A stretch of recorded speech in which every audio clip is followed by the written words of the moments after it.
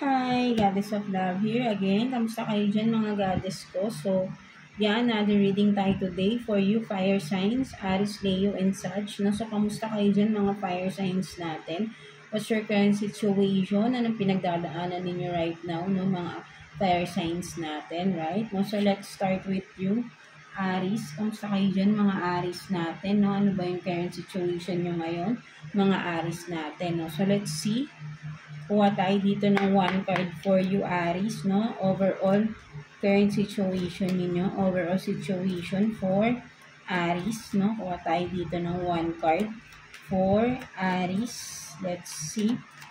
Current situation overall for Aries. Tingnan natin. So, you have this seeking. No? For some of you, Aries, may mga hinahanap ka ba?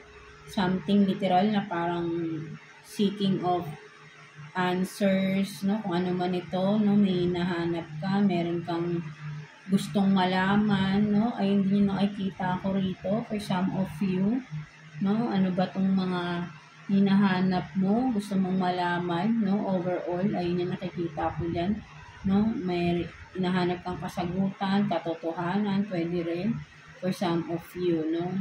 Ayun yung nakikita ko dyan. So, let's see, kuha tayo ng additional cards for you. Ano ba yan? Sitwasyon mo, Aries, no? Let's see.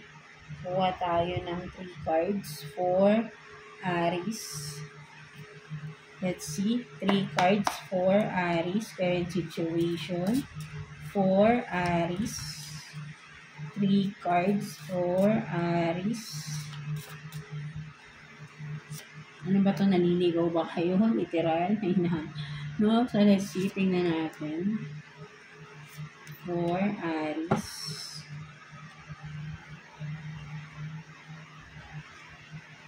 So, you have this 7 of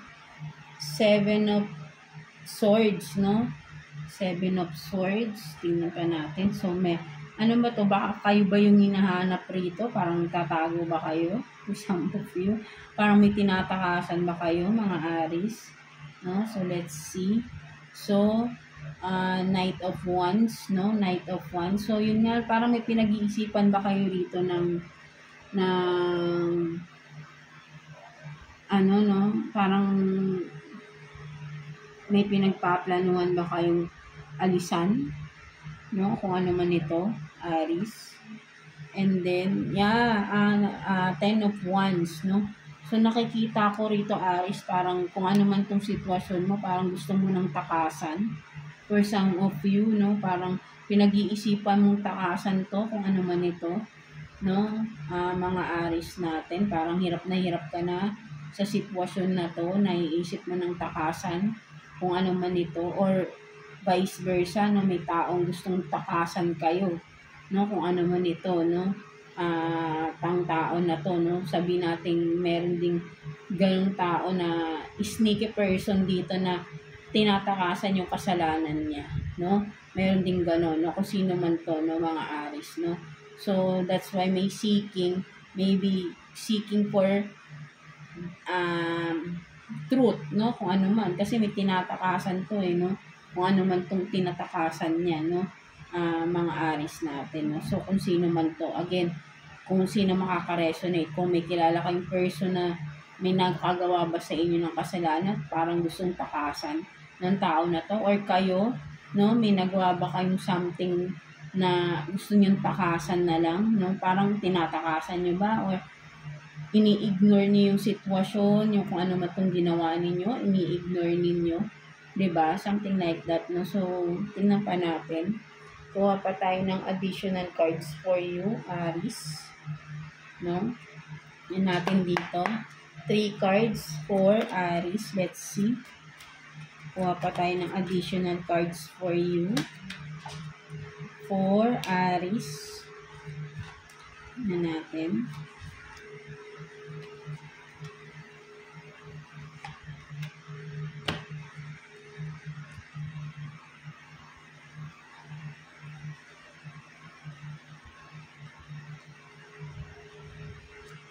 So, you have this Wheel of Fortune.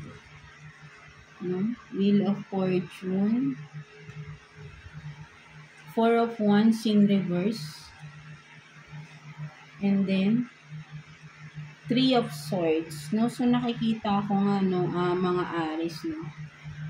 Parang may gusto ka ng alisan na sitwasyon talaga, no? Gusto mo na ng pagbabago, no?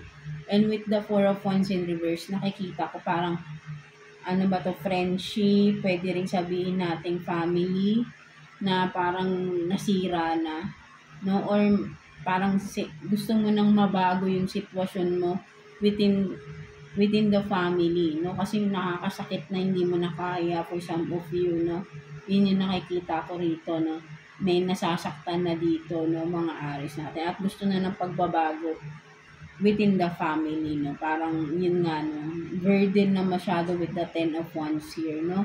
Gusto na ng pagbabago with the Knight of Wands, no? Action. Gusto nang umaksyon, gusto nang gumawa ng hakbang para magbago sa buhay, no? Kung ano man ito, right? No? Kasi nga, there is someone sneaky, no? Merong nagtatago, merong kung ano man tong tinatago niya, no? May tinatagong sikreto dito, no? That's why yun nga, no? Seeking for the truth, no? Dahil merong someone dito na masyadong masikreto, no? May ginagawang pasikreto, no?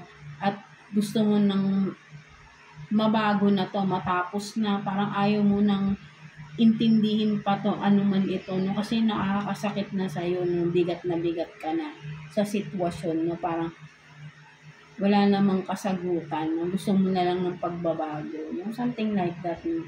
Parang with the Wheel of Fortune, nakita ko pa ulit-ulit with the wheel, no? Ikot-ikot, it's a cycle na gusto mo nang matapos, no, mga Aries natin. Yun ang nakikita ko dyan, no? So, tingnan pa natin. Kuha pa tayo ng additional cards for you, Aries. Kuha tayo dito ng 2 cards for you, Aries. Let's see. 2 cards for Aries, no? Nag-flip yung revenge and ano, no? Ano to? Pervert. So, ba't din tingnan natin? So, baka may naghihiganti rito, no? May revenge, no? So, let's see. 2 cards for Aries. Tingnan natin.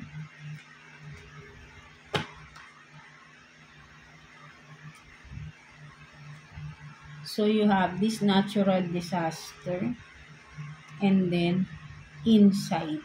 No? So, yun nga, no? Within the family talaga, yung nakasira mismo ng relationship, no? So, kung sino man sa inyo, no? Kung sabihin natin, kung biological family, pwedeng sabihin natin sibling, kapatid, nanay, tatay, na ang sumira ng family ninyo. Or kung ikaw mismo may family na, pwedeng person mo sumira ng family ninyo. Or ikaw mismo sumira ng family ninyo, no? Inside, no? So, diba, nasa loob lang ng family, yung sumira ng relationship, no? Something like that, no? So, ayun yung nakikita ko dito, no? Mga Aries natin, no? So, let's see, what's the advice for you, Aries, no? So, meron na talagang gusto makawala sa sitwasyon na paulit-ulit, no? Na mabigat na sobra, puro burden na to, no? Mapabigat na sa buhay, hindi na, baga, puro sakit na lang yung binibigay, no? Gusto na ng pagbabago, no? Kung sino man ito sa inyo, no, mga Aries natin, no? So, let's see. Kuha tayo ng 1 card for you for the advice. Again, may lumipad. So,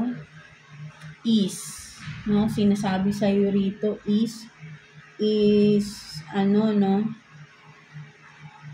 Sabi rito ay, tingnan muna natin yung likod. Today, I allow life to be easy, no? So, sabi dito, parang mas nakikita ko, just relax, no? Masyado ka nang nade-depress, masyado ka nang stress, no? Sa pinagdadaanan mo ngayon, no? Kung ano man ito, no? Mga Aries, no? Relax ka muna, calm yourself, no? Ikalma mo nga daw yung sarili mo muna, no? At hayaan mo na mag-recover ka muna, no? Bago ka gumawa ng desisyon agad. Again, I mean, no? Kasi kung gusto mo nga ng pagbabago sa buhay mo, hindi mo kasi itong matatakasan din tong sitwasyon na to, no? kailangan mo ng solusyon. And then after that, i-accept and then let go, no? Something like that, no? So, kung ano man tong mahirap, no? May person dito na parang nagpapabigat na sa sitwasyon, no?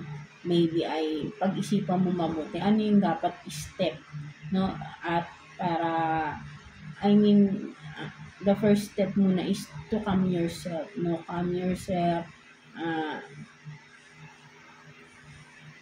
alisin mo muna yung mga negativities, no? Para makapag-isip ka ng positive. Because parang negative na lang lagi naiisip mo because nga sobrang nabibigatan ka sa sitwasyon, no? Something like that. No? So, ayun yung nakikita ko ito. So, pag-aaning mo muna yung mind mo, no? Bago ka mag-decide. Kasi kung puro parang yung emotion mo is negative, baka negative din yung maging result, no? Hindi ka makakapag-isip ng mas mabuti or mas maayos na plano or hakbang kung ano man ito, right? Kung magpapadalos-dalos ka, no? Kung puro galit or some of you, no? So, kalmamuhin mo lang yung sarili mo, right? No? Sa inyo nakikita ko dito, no? Mga Aries natin. So, yeah. That's it for you, mga Aries. I hope na naka-resonate kayo sa reading ninyo today. God bless you all and thank you for watching, Aries.